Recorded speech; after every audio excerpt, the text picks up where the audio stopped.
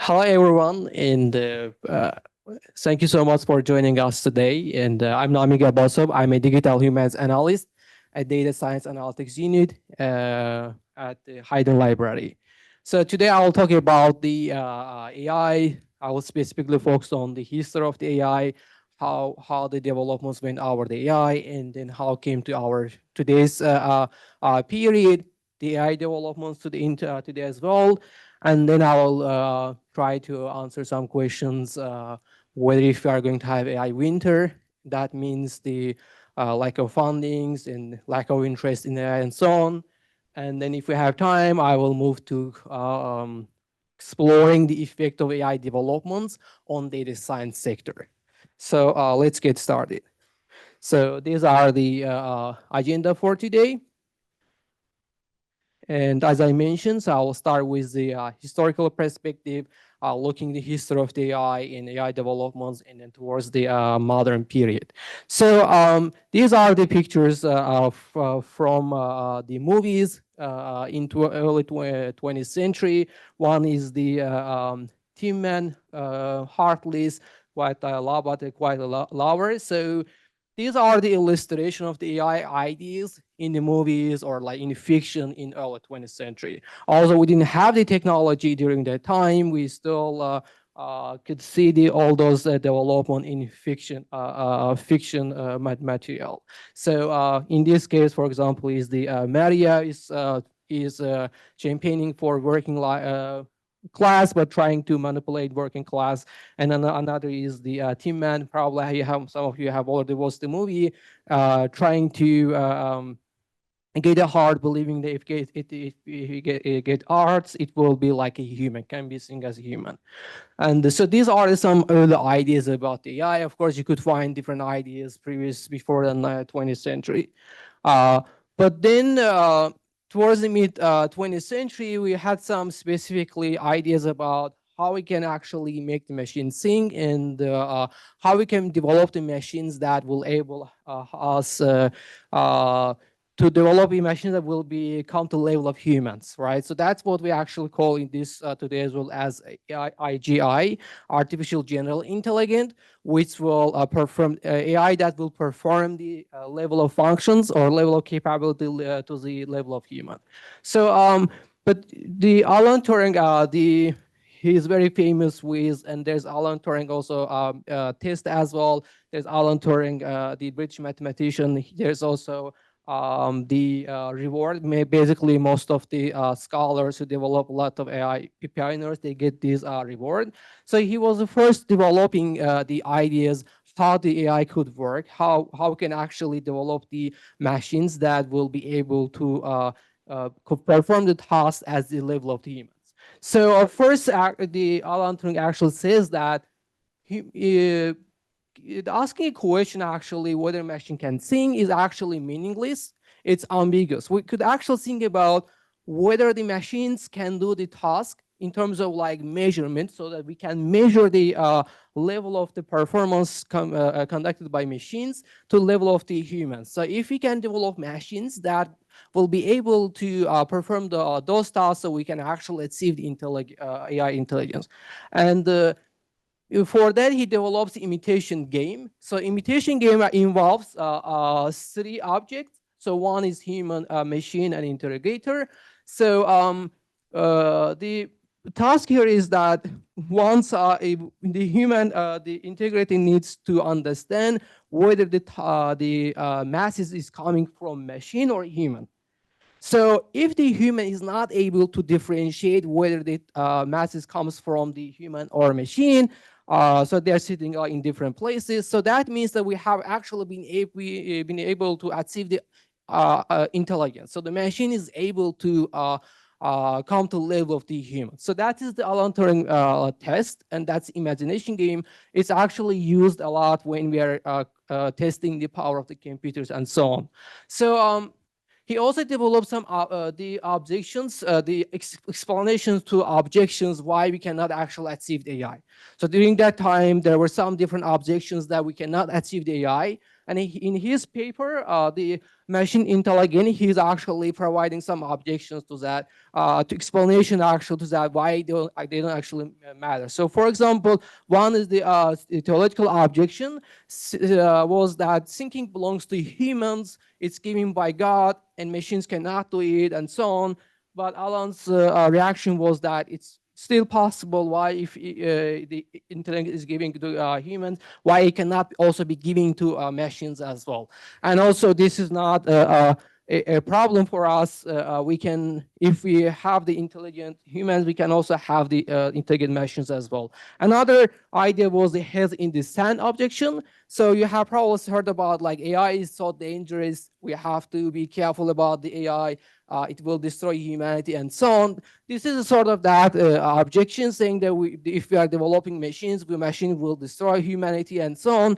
But for Alan, providing that we still far from that, the developments, we shouldn't actually concerned about that. It's the the idea that AI actually will, destroy humanity is far away. And another, for example, mathematical objection is that we cannot put all human thinking, human intellect in a formal structure. So I'll talk about this when we come to LLMs, and then we can see why LLMs make mistake on hallucination tree and so on. So this is a part of that as well. The machines are not able to solve all the problems and so on. But Alan's explanation is that humans also are not like without limitations. So recently there was a paper written about innovation. So measuring whether the LLMs, the new AI models, are innovative compared to humans. So they conducted some interviews with humans and so on. And the final answer was that machines are actually more innovative than humans. But of course, we should pay attention to the context, how they made the decisions. If we are, for example, talking overall, like, the capacity, overall machines, of course, faster and so on, can come up with ideas quickly and so on. But when it comes to, for example, creativity or new ideas, machines cannot actually provide. Specifically LLMs, if you are talking about LLMs, it's sort of dreaming of the internet, right? So the LLMs are trained based on all the internet data squashed and fine-tuned and so on. So I'll talk about it. So in that case, LLMs, of course, lack the creativity. Another idea is the consciousness. So the idea is that machines cannot have consciousness. So there's something belongs to humans. But along the response to that is that consciousness is very hard to define. So that's why we shouldn't actually go too much that line. We should actually think in terms of what the performance is, measure the performance, to focus on measurable items rather than something that we cannot define. And then the other idea is argument from the various disabilities, like enjoying music and art and so on, that humans can do, but machines cannot do. The Alan's response for that is these are not important, and these actually would not prevent the machines having intelligence and so on. So these are the some of, I will not go all of them because we don't have so much time for it. So these are the some of the objections during the 50s, and Alandris provides some responses and specifically designed the imitation game, and saying that asking a question if the machine can think is meaningless. We should ask a question in terms of measurable. So if the task or performance conducted by humans could be done by the machines, so we can actually say that those machines have intelligence. So but these were the ideas that I took actually was ideas, right? So they were not really implemented. We didn't have that technology during that time. Specifically, there were several fundamental problems. So one was the computers could not store the comments. Specifically, they were instructed on what to do and no record of action. So what was one actually, to that, I think I should also mention this, for example, this lady's the objection machines can learn. That was also the part of that objection as well, that machines are only able to do what they are instructed to do. But in today's world, of course, we have the machine learning. Machine learning can learn. We have the the autonomous drives. They can actually learn from the data and so on. So that no longer applies. Another problem was, of course, the high cost. So during that time, there was ENIAC. It called it giant brain because it was so large. And it was started developing towards the end of the Second World War with the order by the U.S. Army at University of Pennsylvania. And you can see how much it cost. And it was limited, and then in today's money it was $7 million. And the leasing, actual month leasing was, I just wrote from some sources that $200,000. So that means that if you, for example, doing a research in an institution, you have to advocate, you have to give justification, strong justification why actually you would need to use this machine to conduct research or whatever you are doing. So only big institutions, powerful or institutions with financial resources would be able to afford this. Next, there are some new developments in this one of the development logic theories. Still, there was huge, also we had a high cost, low computation, but still there was a high hope during that time, so strong interest, and one of the product team was the logic, theorists. So what they were doing, the Alan Newell and the Herbert Simon, they were actually trying to develop machine that will be able to provide the answers, the proofs of the mathematical principle. Mathematical principle, I think, written in 1920s by Russell and his co-author. So he's trying to develop a machine that would prove the theorems in this book. And here we go. So this is where all started, and this is the foundation, like where the AI, the word actually coined by the John McCarthy. So during that time, the AI pioneers, so they came together in Dartmouth conference. The conference was about the AI, and the brilliant mind of those period joined this conference. And also in this conference, they were not able to actually come to a common ground how the AI future will look like. It was very inspirational and period, and you will see that it actually paved the way for AI boom in next period. And then this is interesting, nice picture from that conference.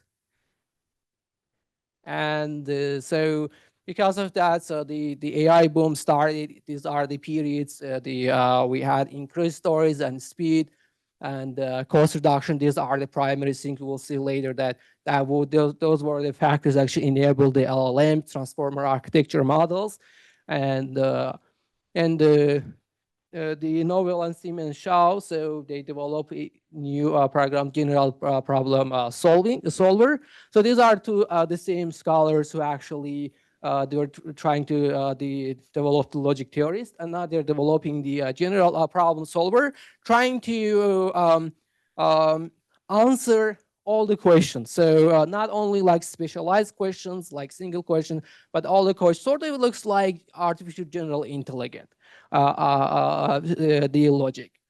And very importantly, during the time there was the ELISA, it's NLP, and as it called the therapist machine, developed by Joseph Weizenbaum, MIT. So you can see some like text here asking some questions. During that time, the ELISA was limited, wasn't actually able to understand the context. But has strong specific legacy in terms of the AI ethics and today's for the AI development.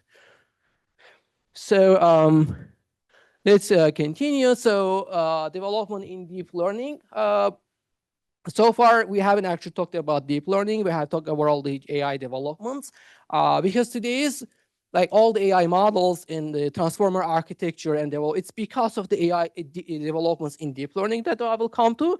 And these are some of origins of that. Like the first time they used the perceptron machine, the implementation of the perceptron machine. Perceptron started, I think, towards the end of the Second World War. Perceptron was very simple neural network. It was just has one layer. That's why it was not effective. And then there were some early ideas on backpropagation. Backpropagation is actually the core of the deep learning.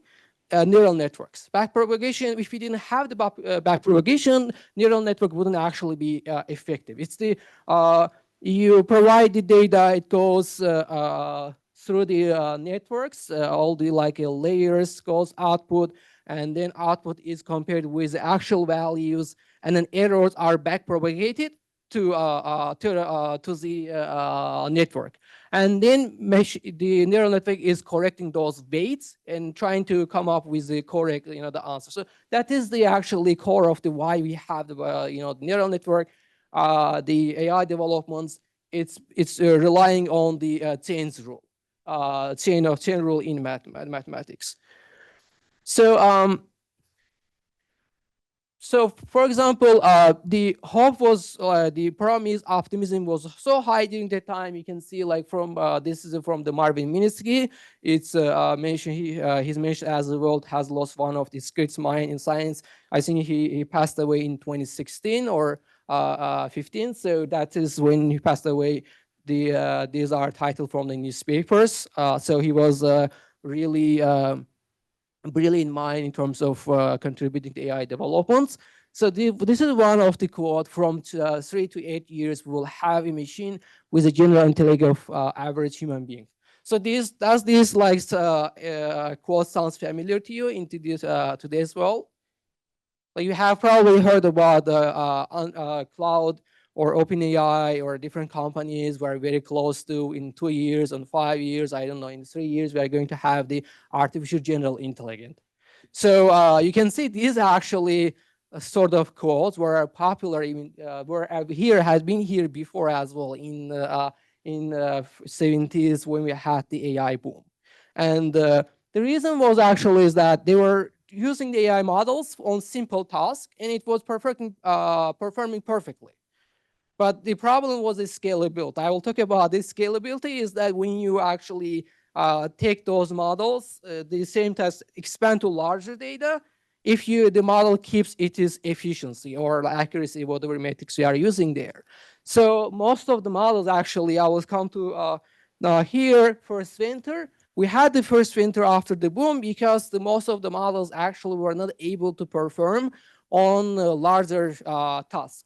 So what was one of the tasks was the translating from Russian to English. That was the period of the Cold War. Of course, the government, the funding from the defense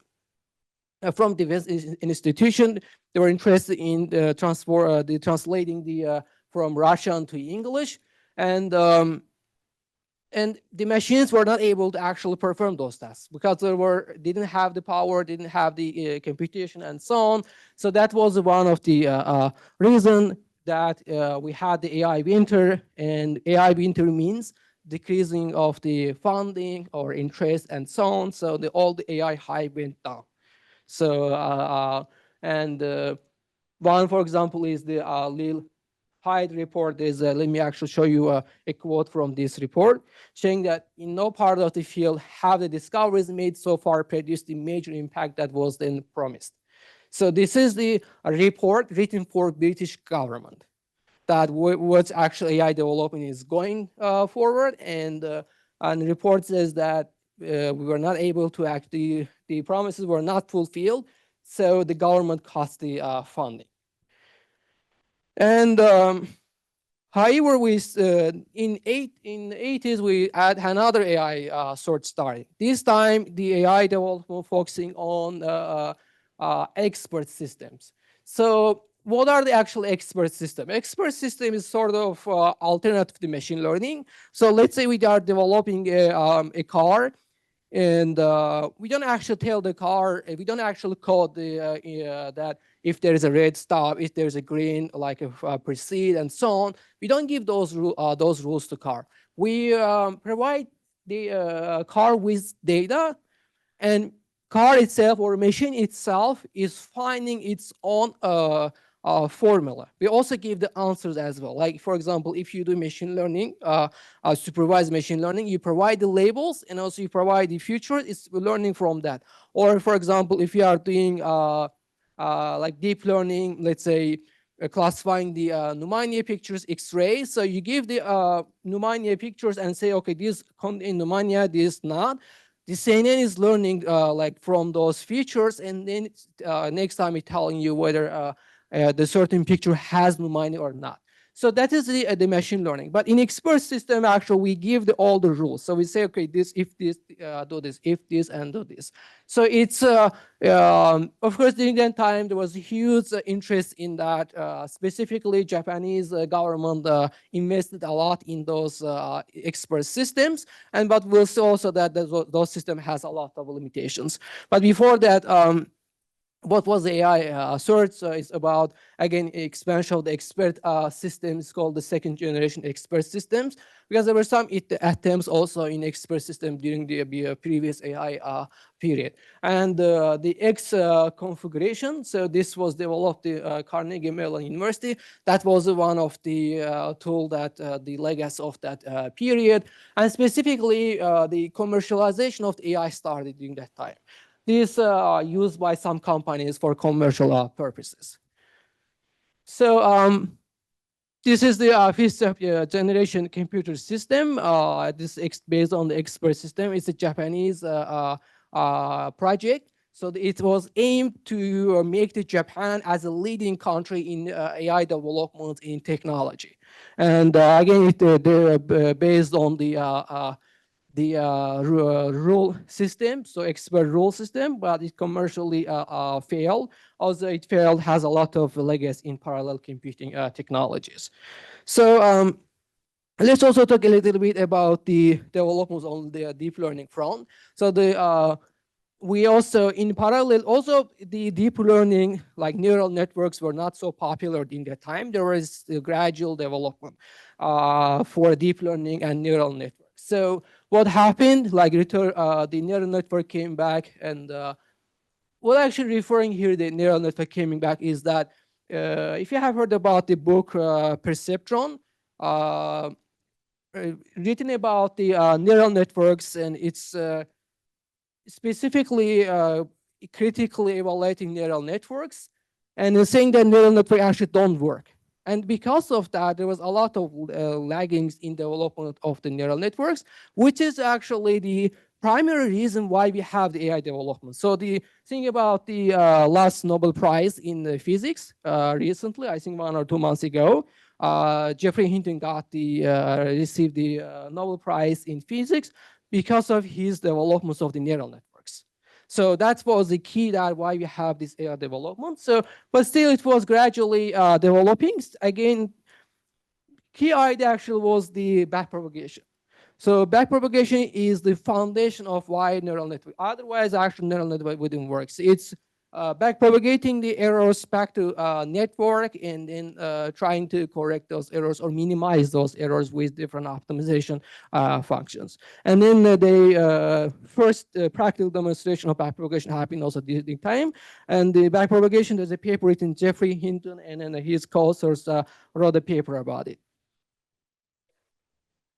But we had the second AI winter. The AI winter, also deep learning still growing, but AI winter is specifically about the limitations of the expert rules. So as I mentioned, expert rules is you cannot code everything, right? If something comes from the sky, what the car is going to do. You cannot code all of those. Of course, the if then has limitations. So because it requires hard coding, and it's impossible to code all the situations.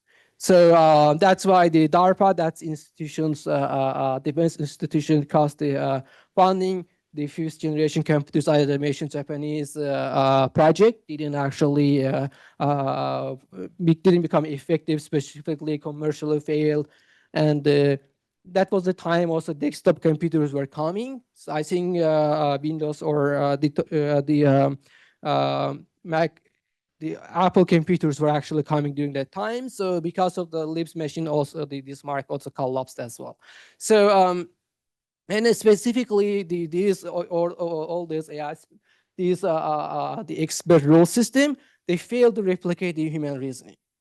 So the AI, the funding went down, and the government and interest also went down as well. And next, let me check the time before. Okay, I have only 2 minutes left. Or no, actually it's 10:30, right? Yeah, actually I have 32 minutes. Sorry. So and then next period comes in late 1990s. There's a revival of the interest in AI, and this time interest actually is more concentrated on deep learning. And then after this, has not been gradually, AI has been gradually developing. There has not been like winter so far, like we had before. So what was the actual primary interest? If you have heard about this, the Deep Blue won the Kasparov in 1997. You can see this is the game, one of the game. They have several games. Any chess lovers here? No. So if you let's say so you can say the king is under check, right? If the king wasn't under check, Kasparov I see playing with black. Yeah. So if the king wasn't under check, Kasparov would actually make the checkmate. Which you see that rook on the e1. So if you go the h1, it's a checkmate. But the machine was able to figure out to win the Kasparov. So the end of the game was it was first time that the machine was able to win the human at the of course I'm talking about the world champion. Kasparov was the world champion. So the machine was able to win the world champion, chess champion. So because of that, interest went up, uh, and then there was other developments as well, like speech recognition software installed in the Windows. And this is the one of architecture of the very simple architecture of the CNN. The CNN is for the clear image classification. If you are familiar with that, there are a lot of advanced the architecture. But starting developing, Jan LeCun was the primary like scholar who is actually developing the CNNs. And the key idea here is key actually moment was that Moore's law had finally caught up. So Moore's law came up with the idea that every some time as the time passes, the number of transistors in a chip doubles, but also cost is going down. So what actually means that we're getting more computation with cheaper price as time goes up. So because that was very important for AI development. That's very key for the AI developments. So now let's move on to next period. So I will go very quickly because this is the modern period. We have all heard about this, and we can see the news. Specifically in early 2010s, there was a lot of improvements in computer vision. The ImageNet, this is the images. So they were developing, and every time they were developing different like architecture of the CNN, and then winning the competition and based on the accuracy, based on metrics. And the AlexNet, I think it was in either 2012 or 11. There's a paper written about it. So they developed the architecture of this CNN and added some features element to architecture. I think dropout or to avoid the hour fitting and so on. So this architecture was able to perform really well on the image classification. That increased the interest in AI. And then say, okay, these neural networks actually can work.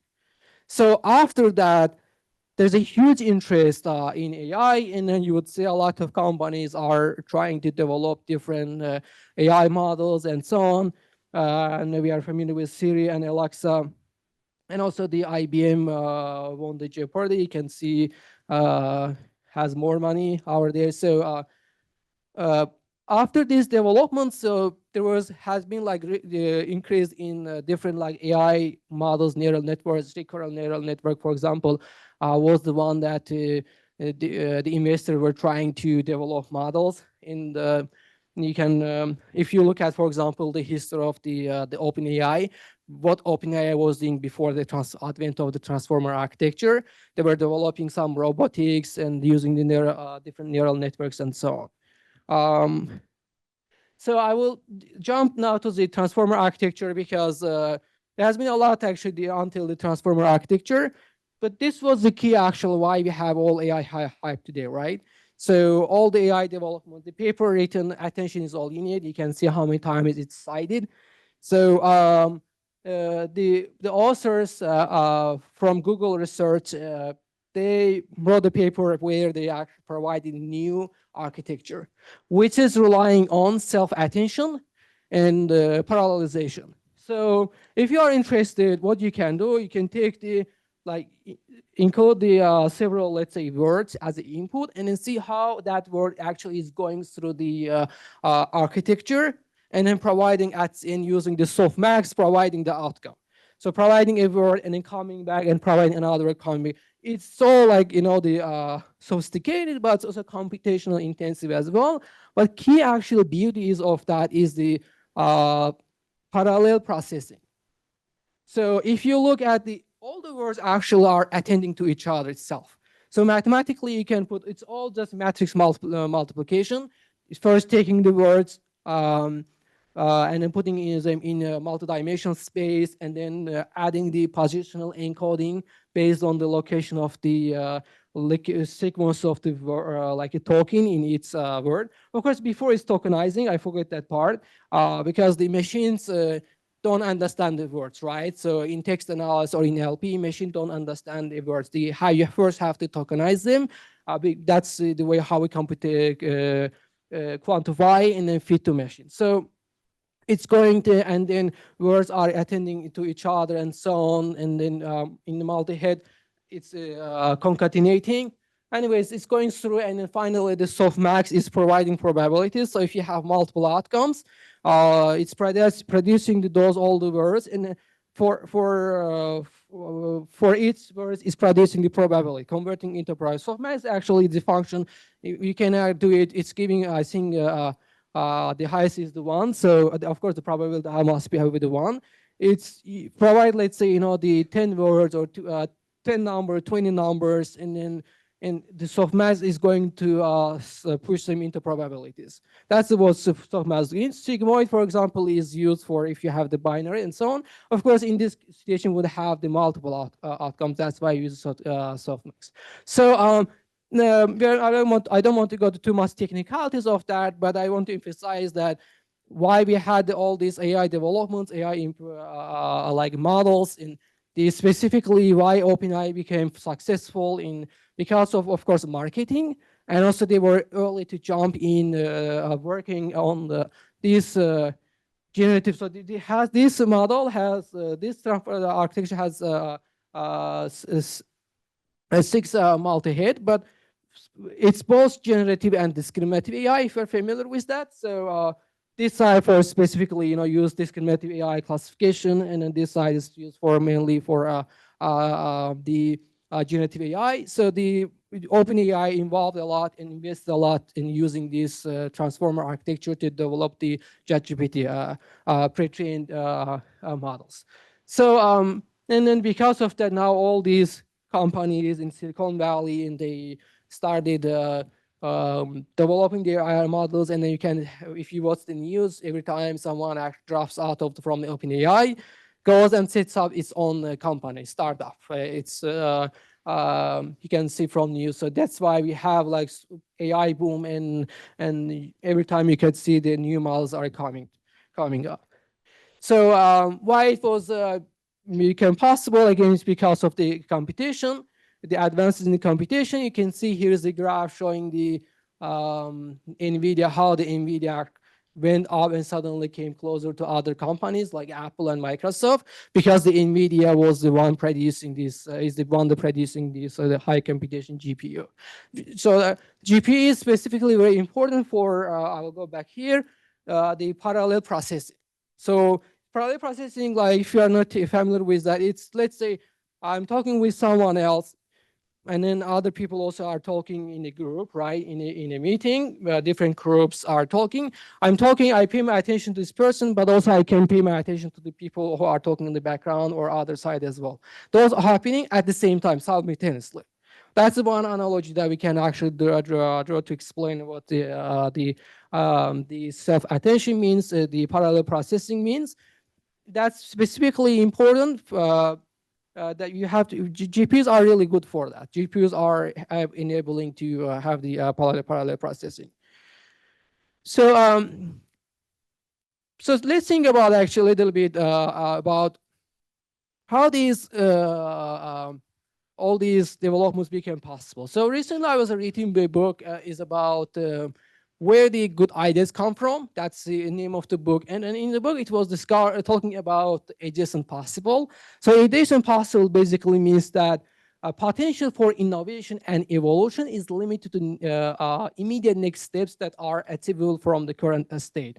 So it means that you have to first have certain like step, and then you can make another step, then you can make another step. So for example, if I want to go to library, so I have to first exit from this room and then go to library. So the idea here is about when it comes to, again, transformer architectures, we have to have the first, the hardware developments, computation, and so on. Without this, we wouldn't actually have the AI developments. Or the authors, for example, talking about in the book about the advent of YouTube. So they claim that if the YouTube, for example, came a little bit earlier, it wouldn't be successful because we didn't have that high internet before, right? So it came in a moment that internet also was, internet speed was going up as well. So it became very popular. So we can understand today's AI developments looking from this idea of the adjacent possible. So how all this went step by step. Okay, will there be another winter? That's a question, and that we don't actually have a clear answer for. There are different ideas, but we can actually go back and think about why we had the AI winter previously, and if those conditions are still present in today's world. So the primary problem, again, as I mentioned, was the scalability. Because think about recurrent neural networks. It's using it's for the sequential data. Also, there were some different versions of that developed to avoid the problems with exploding or the vanishing gradient descent, but still it was not computationally efficient in terms of when you are applying to larger data sets, because it's going sequential, and at some point it lacks its scalability. Scalability means that if you are running a model, let's say you are developing your large language model, if it works on the smaller data set, it's also going to work in a larger data set as well. So think about how, for example, LLMs are developed. They first take all the internet data, terabytes of the internet data, and then clean it and train the model based on that. So they get the training model first, and next is their fine tuning. Fine tuning is about the humans are providing like thousands of the questions and then answers as well, and then feeding these to model. Model learns from that and becomes sort of assistant model. Because previously it will, if just you take the train the model, it will produce you. If you ask a question, it's going to ask you a question. So it's not going to answer. It will not be assistant model. But if you fine tune it, give the answer, question and answer, its model now becomes assistant model. And then there's also step of reinforcement learning from human feedback and so on. So they're actually developing this training. It takes like 1 month or 2 weeks. It depends on which company, which model. So it takes millions of dollars and takes like imagine like 1 month you are just training your model. So, but the thing is that it actually works. We're using all the internet data set, and it works, and it's basically that's why the LLMs are sort of sometimes is called as a dream of the internet. If you ask something that doesn't exist somewhere else, it's going to hallucinate because that's how they are actual build up. That's how the transformer architecture works. And we can also I already talked about parallelization and the long range dependencies. So long range dependence actually means that the dependencies between the words. So if you have the let's say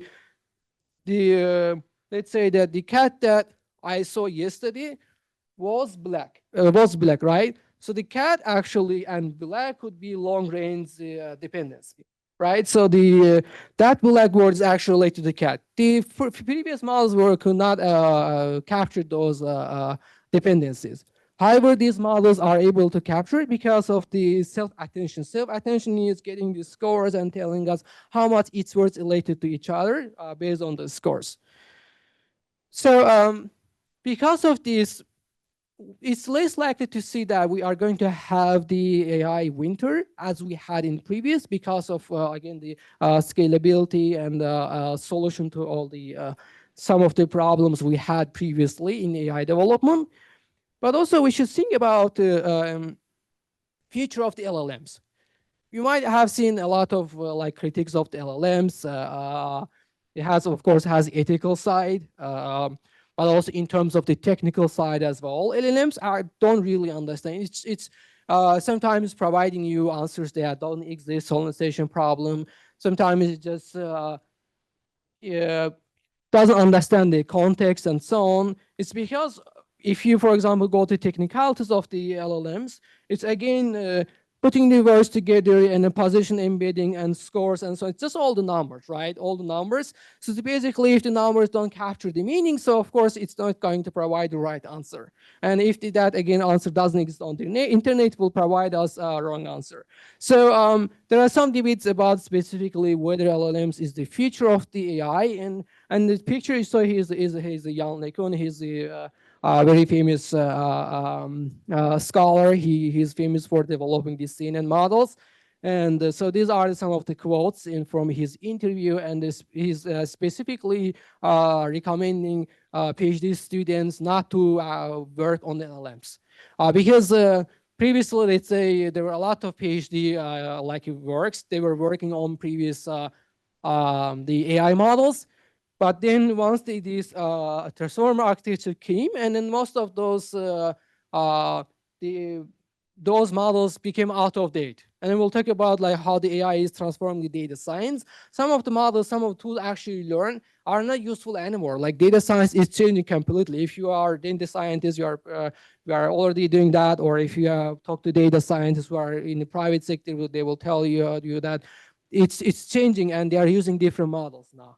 So the there's yeah, this is there are some questions LLMs, and then what would be the alternative? So there is still not like clear alternative for it. And then if you watch the news every time, there are different like models are coming, and different ways of addressing for the different languages and so on, or RAGs are popular now, the retrieval augmented the models to prevent the hallucination problems and so on. But still, we are at the core, we're still relying on the transformer architecture, and then we'll see the history will tell us if it is will be a success, it will be go away if we are going to have a new model or not.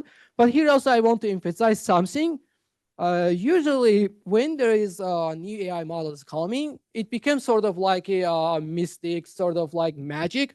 So that was the time I read about the Elise I showed you in 17th. During that time, there was a lot of euphoria and it sounded as a magic, but after some time, people got used to it. So with the ChatGPT or Gemini, the same process is actually happening at the moment. It's In the beginning, it was sort of like a magic how the ChatGPT is able to provide all the answers, but somehow some of them are some of us integrated to those models to our like a routine work and so on. We are sort of getting used to those models. So now I have some time left, so I will now went to how what actually these the AI models development mean for data science, and this is our favorite cartoon. If you remember this, the Tom's human got a new robot cat, and then Tom actually lost his job. But if you remember that cartoon, at the end, what happens? Uh, robot cat actually becomes really powerful every time trying to prevent Jerry to come house. But at some point, Jerry actually outsmart the cat, robotic cat, right? So the Jerry brings robotic mouse to bring robot mouse to a house, and this cat is not able to differentiate between the actual mouse and robotic mice, and destroy the whole house, right? And then Tommy is brought it back. So you can see how it's powerful the models. It's just analogy. It's a scenario showing that how the AI models are really strong, but also they sometimes just can't like figure out like very simple things. You can, if you have worked with the like GPT, you can see that sometimes it's stuck in some way. It's not able to solve something for you. You have to do. You need to understand actually everything that you are from there to direct the AI model in the correct direction. So here also, when I'm talking about just to talk about like to give idea what I'm when I'm talking about impact of the AI developments on data science, I'm referring specifically here at the current AI developments that we have. That's called artificial narrow AI. Uh, General AI is the something that you last time I think I saw from OpenAI or Cloud. They're saying a couple of years we are going to have. It's about having AI that will be in level of the humans. The AI models will be able to perform in level of the humans, and the super AI will exceed the human levels. Reactive machines are just with no memory. These are just limited memory, so can memorize, can keep the memory of the previous comments. Theory mind will understand humans, and self-awareness will have like awareness, will understand their emotions. So these are very theoretical. It's we don't even know if we are going to have, for example, super AI or not. We still have an actual, let's say, the general AI. So when I'm talking AI, I'm referring actually current AI that we have, because these are more like speculative. We don't actually have sufficient evidence that we're going to have those. So how it's changing, of course, one is developing the models from the scratch, developing their own like LLM models using that transformer architecture. Um, it's good because you have the full control over your model. You can develop, but it requires a lot of computation, and you have to have also good knowledge of how the transformer architecture works. And another way is using just the API from OpenAI. So this is for this, you pay for it. You go to the OpenAI website, you take your API key, and that's personal. So you take the key, and then developing your own model, for example, in different platforms using the AI API. So let's say you develop a personalized application. So personalized application is let's say for health tips, for health advice.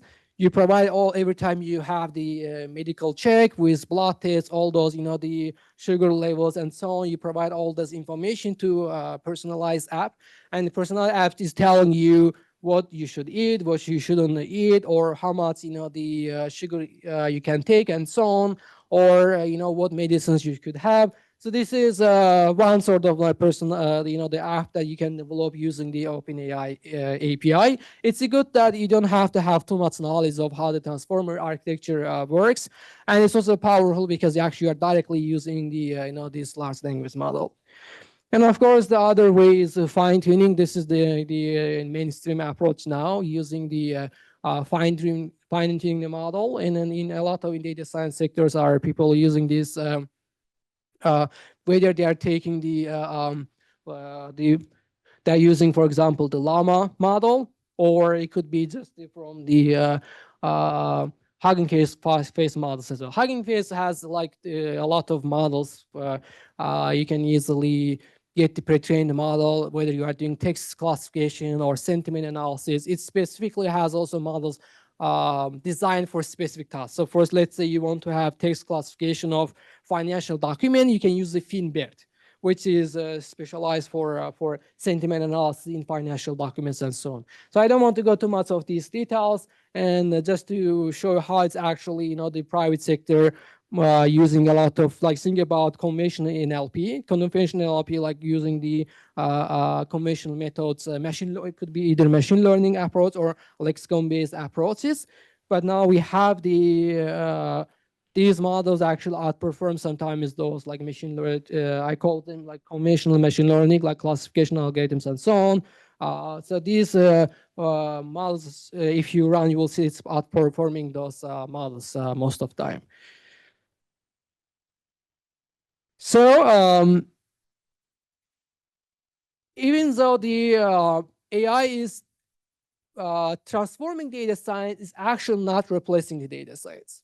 So it cannot replace data science because of some of the reasons. We have little time, so I'll go quickly and then I'll answer some questions. So like think about adopting new situations and or solving new problems. We need to have creativity to understand the context. And if you, for example, data scientist that you work with historical data, like you import tables and let's say you're developing a model to understand whether with what sort of people are more likely to buy your product, be your client, and then you can send the information to marketing department, and marketing department can promote those product to your potential clients. So the AI model cannot understand all those complexities, all the historical knowledge within those historical data. So you have to have the data science to understand those contexts. And of course, the domain expertise is very important. The understanding the context, the domain knowledge is also very important there. And as I mentioned, the creativity harmonization problem. So the harmonization is, if we again look at mathematically the transformer architecture, which is very well understood, right? So with the neural network thing is that mathematically it's understood. You take the neural network and then break it down and do it manually. In a latex, you can write the codes. You can write it in a matrix format. How it takes like from one neurons and then z scores, and then taking z scores to another layer and taking the optimization, the activation function. For example, use the ReLU, which is the very simplest form of the activation and so on. You can see it's mathematically everything is understood from the beginning to the until the end, and for the transformer architecture as well. But the thing is that how they all work together at the same time, that's a black box. You have heard about like the neural networks is the black box. The black box comes to how actually they work as all the time. Like one layer is capturing, let's say, certain like nuances. So in transformer architecture, one multi-head capturing the grammar, another capturing the like syntax, another capturing context, and so on. So how they all work together, that's the black part of it, black box part of it, and it's called like dream of internet hallucination, because again, if you build a model like that, it's going to provide you some answer, right? So it's a mathematical taking and then whatever sounds reasonable based on numbers and providing your outcome. And then if that information doesn't exist on the internet, it's going to say. So for those kind of problems, yeah, we have to have data scientists. And then after all, we need data scientists to develop all this, right? So all the models, all those fine tuning and developing frameworks, who's actually doing this? Humans are doing this. So it is transforming data science, but it's not replacing data science. Thank you so much for your attention. I look forward for your questions.